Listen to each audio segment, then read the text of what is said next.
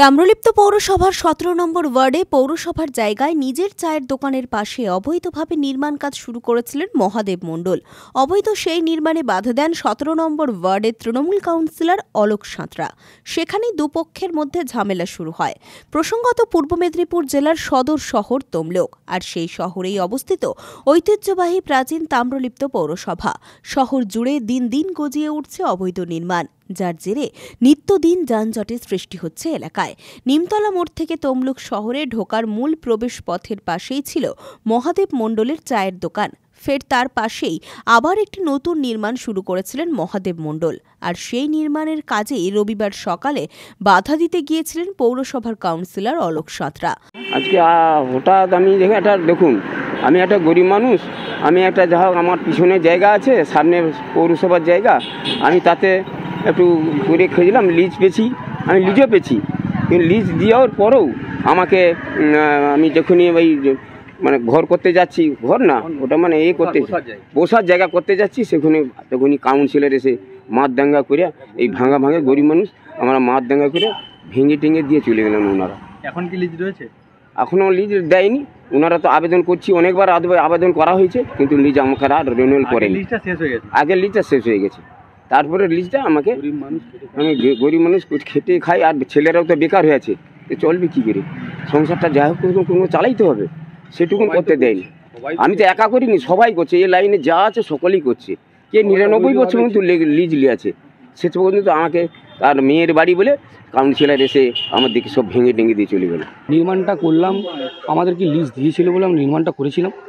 তো আমাদেরকে যাই হোক, আমরা করেছিলাম জাস্ট গরিব মানুষ। লিজটা কতদিনের ছিল? লিজটা আমাদের ৩৫ বছরের মধ্যে লিজ ছিল।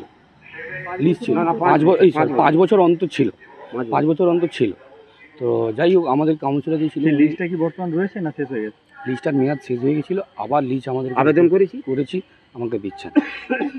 আমি দুবার তিনবার নির্মাণ করছিলাম, কোনো নির্মাণ কিছুই করি না, ওটা বসার জন্য চেয়ার করেছিলাম। তার জন্যে কাউন্সিলর এসে আমাদেরকে সর্বপ্রথম কোনো যে বলছে যে তুমি বন্ধ করো কাজ, কি কোনো কিছু বলে না। ওনার ছেলে এসে গায়ের জোরে এসে আমার বাবার গায়ে চড় মারে, আমার গালে চড় মারে ওনার ছেলে সর্বপ্রথম। তারপরে ওনার বাবা মানে কাউন্সিলর তিনি হচ্ছে আমার বাবাকে ঠেলাঠেলি করার পর আমার বাবা পড়ে যায়, মানে এক চড় মেরেছে, পড়ে যাওয়ার পর বাবারও লেগেছিল, আমাকেও মেরেছে ওনার ছেলে ফেলে। আমার মাকেও মেরেছে খুব। হসপিটালে এখনো পর্যন্ত হসপিটালাইজ হয়েছে, বেড যেতে পারো, খুব ভালো হয়। আপনাকে মেরেছে নাম বলুন? মেরেছে আমাদের কাউন্সিলর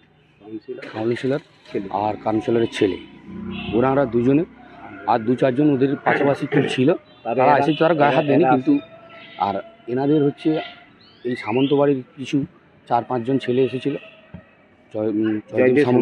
জয়দেব সামন্ত, বৃষ্টিপদ সামন্ত, সুদীপ সামন্ত, এরা সব এসে গায়ের জোরে বলে ভাঙাভাঙি করেছিল, সব ভেঙে সব তিরপল সব খুলে ভেঙে দিয়েছে। ওরা গায়ের জোরে নিজের বলে দখল করেছে। এরপরই মহাদেব মণ্ডল এবং তার পরিবারের লোকেরা কাউন্সিলর এবং তার ছেলেকে মারধর করে বলে অভিযোগ। যদিও মহাদেব মণ্ডলের পরিবারের লোকের পাল্টা অভিযোগ, কাউন্সিলরের পুত্র এবং কাউন্সিলর আগেই তাদেরকে মারধর শুরু করেন। আমি ড্রাইভারি করতাম, এখন চোখে ঠিকমতো দেখতে পাইনি বলে এখন ওই দোকান করে বসবো বলে সেই জন্য আমি আসছিলাম এখন দোকান করবো বলে, সেই কারণের জন্য আমাকে এইভাবে অত্যাচার করলো।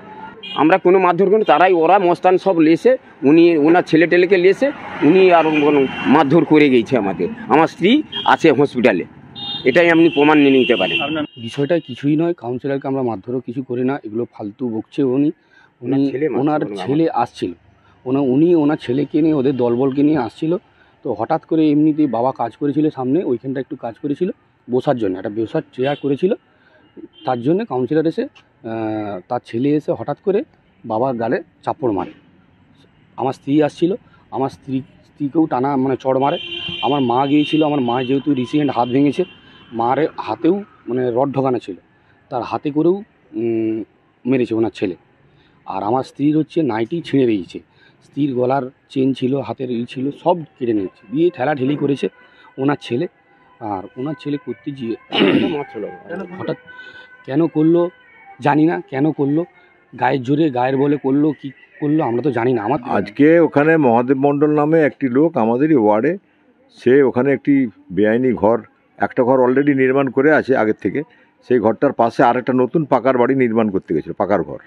সেইটা আমাদের ওয়ার্ড কমিটির সেক্রেটারি যখন আমাকে এসে খবরটা দেয়, আমি তখন সঙ্গে সঙ্গে চেয়ারম্যানকে বলি, চেয়ারম্যান বলে তুমি গিয়ে ফিজিক্যালি বাধা দাও, তারপর দেখছি ব্যাপারটা, আর দরকার পুলিশ পাঠাবো।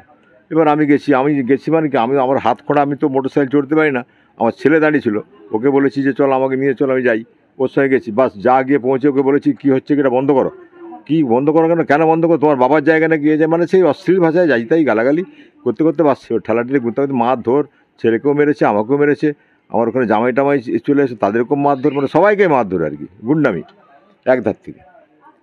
এই তারপর অবৈধ দোকান তো বটে, আমাদের পৌরসভার জায়গা, ওটা ওদের জায়গা নয়, পৌরসভার জায়গায় অবৈধ নির্মাণ হচ্ছে, ঠিক আছে। এবারে চেয়ারম্যানকে বলেছি, এবার দেখা যাক কী হয়, থানায় কমপ্লেনও করেছি, আমি করে, আমার ছেলে করেছে, আমার দিয়ে থ্রু দিয়ে, আমি তো ডাক্তারের কাছে ছিলাম। খবর পেয়ে ঘটনাস্থলে পৌঁছন তাম্রলিপ্ত পৌরসভার চেয়ারম্যান দীপেন্দ্র নারায়ণ রায় এবং তমলুক থানার পুলিশ।